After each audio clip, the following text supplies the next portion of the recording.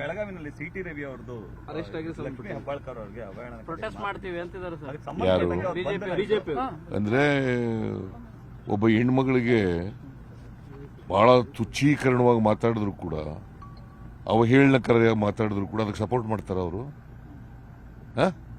ಇಲ್ಲ, ಬರೀ ಸುಮ್ಮನೆ ಆರೋಪಗಳಷ್ಟೇ. ಆರೋಪ ಅವ್ರು ಹೇಳ್ದದ್ ನೀನ್ ಹೇಳ್ತಾ ಇದೀಯಾ? ನೀನ್ ಸಾಕ್ಷಿನಾ? ಇಲ್ಲ ಸರ್, ಅವ್ರು ಹೇಳಿದ್ರೆ ಅವ್ರು ಹೇಳ್ದದ್ ಹೇಳ್ತಾ ಇದೀಯಾ? ಅವ್ರು ಹೇಳದ್ದು ಸುಳ್ಳು. ಯಾರು ತಪ್ಪು ಮಾಡಿದ್ದೀನಿ, ಲಕ್ಷ್ಮೀ ಹೆಬ್ಬಾಳ್ಕರ್ಗೆ ಅವಾಚ್ಯ ಶಬ್ದ ಬಳಸಿದ್ದೀನಿ ಅಂತ ಒಪ್ಕೋತಾರೆ? Then why he was arrested?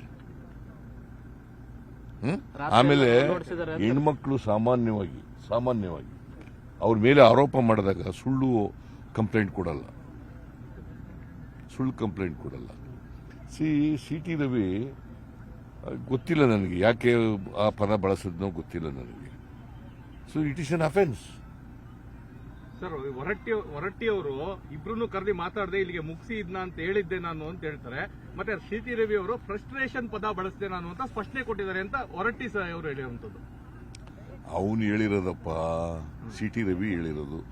ನಾನು ಪದ ಬಳಸಿರ್ತಕ್ಕಂಥದ್ದು ಫ್ರಸ್ಟ್ರೇಟ್ ಅಂತ ಬಳಸಿದ್ದೀನಿ ಅಂತ.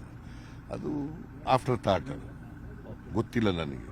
ಬಟ್ ಲಕ್ಷ್ಮಿ ಹೇಳೋದೇನು, ನನಗೆ ಅವಾಚ್ಯ ಶಬ್ದ ಬಳಸಿದ್ರು. ಯಾರು ಹೇಳ್ತಾ ಇರೋದು? ಯಾರು ಬಯಸ್ಕೊಂಡಿದ್ದಾರೆ ಅವ್ರು ಹೇಳ್ತಾರೆ ಅಲ್ವಾ? ನನಗ್ ಗೊತ್ತಿಲ್ಲ. ಅಲ್ಲಿ ಬೇರೆಯವ್ರು ಕೇಳಿದಾರಲ್ಲ. ಆಮೇಲೆ ಆಡಿಯೋ ವಿಡಿಯೋ ಬಂದಿದೆಯಲ್ಲ, ಆಡಿಯೋ ವಿಡಿಯೋ ಇದೆಯಲ್ಲಪ್ಪ.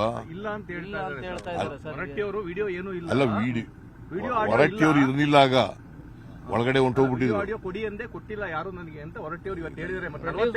ರಾಜಕಾರಣದಲ್ಲಿ ಪುನಃ ನೀನು ಇವನ್ನೇ ಹೇಳದನ್ನೇ ಡಿಫೆಂಡ್ ಮಾಡ್ತೀಯಲ್ಲ ನೀನು. ಹೇಳಿದ್ ಮಾಡ್ತಿಲ್ಲ, ಹೇಳದನ್ನೇ. ಹೊರಟ್ಟಿ ವಾಸ್ ನಾಟ್ ದೇರ್, ಗೊತ್ತಾಯ್ತಾ? ಆಡಿಯೋ ವಿಡಿಯೋ ಇದೆಯೋ ಗೊತ್ತಿಲ್ಲ ನನಗೆ. ಇದೆ ಅಂತ ಹೇಳ್ತಾರೆ. ಆಡಿಯೋ ವಿಡಿಯೋನಲ್ಲಿ ಇದೆ ಅಂತ, ಅದು ಆ ಥರ ಹೇಳಿರ್ತಕ್ಕಂಥದ್ದು ಸತ್ಯ ಅಂತ ಹೇಳ್ತಾರೆ. ಅವಾಚ್ಯ ಪದ ಬಳಸಿರ್ತಕ್ಕಂಥದ್ದು ಸತ್ಯ ಅಂತ ಹೇಳ್ತಾ ಇದ್ದಾರೆ. ನನ್ಗೇನಾರಾದ್ರೆ ಸರ್ಕಾರನೇ ಹೊಣೆ ಅಂತ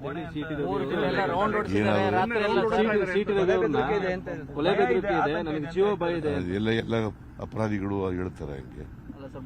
ಹಾಗಾದ್ರೆ ಪ್ರಾಸಿಕ್ಯೂಟ್ ಮಾಡಂಗೇ ಇಲ್ಲ ಯಾರನ್ನೂ. ರಾತ್ರಿ ಎಲ್ಲ ಕಾರಲ್ಲಿ ಓಡಾಡಿಸೋರೆ ಅಂತ ಸರ್. 3 ಜಿಲ್ಲೆ ಓಡಾಡಿಸಿದ್ದಾರೆ ಪೊಲೀಸರು. 3 ಜಿಲ್ಲೆ ರೌಂಡ್ ಓಡಿಸಿದ್ದಾರೆ ಅಂತ ಹೇಳ್ತಾರೆ. ನೋಡಪ್ಪ, ಅವನ ಹಿತದೃಷ್ಟಿಯಿಂದಲೇ ಖಾನಾಪುರಕ್ಕೆ ಕರ್ಕೊಂಡು ಹೋಗಿರೋದು. ಇಲ್ಲಿದ್ರೆ ಜನ ಗಲಾಟೆ ಮಾಡ್ತಾರೆ ಅಂತೇಳಿ, ಬೆಳಗಾಂನಲ್ಲಿದ್ರೆ ಗಲಾಟೆ ಮಾಡ್ತಾರೆ ಅಂತೇಳಿ ಖಾನಾಪುರಕ್ಕೆ. ಕನ್ನಡಿಗರ ಮೆಚ್ಚಿನ ನಿಮ್ಮ ನ್ಯೂಸ್ 18 ಕನ್ನಡ ಈಗ ವಾಟ್ಸ್ಆಪ್ನಲ್ಲಿಯೂ ಲಭ್ಯ. ಕರ್ನಾಟಕ ಮತ್ತು ದೇಶ ವಿದೇಶದ 360 ಡಿಗ್ರಿ ಸುದ್ದಿ ವಿವರವನ್ನ ನೀವು ನಿಮ್ಮ ಕೈ ಬೆರಳುಗಳಲ್ಲಿಯೇ ಪಡೆಯೋದಿಕ್ಕೆ ಈ QR ಕೋಡ್ ಅನ್ನ ಸ್ಕ್ಯಾನ್ ಮಾಡಿ. ನಮ್ಮ ಚಾನೆಲ್ ಅನ್ನ ಫಾಲೋ ಮಾಡಿ, ನೋಟಿಫಿಕೇಶನ್ ಆನ್ ಮಾಡಿ.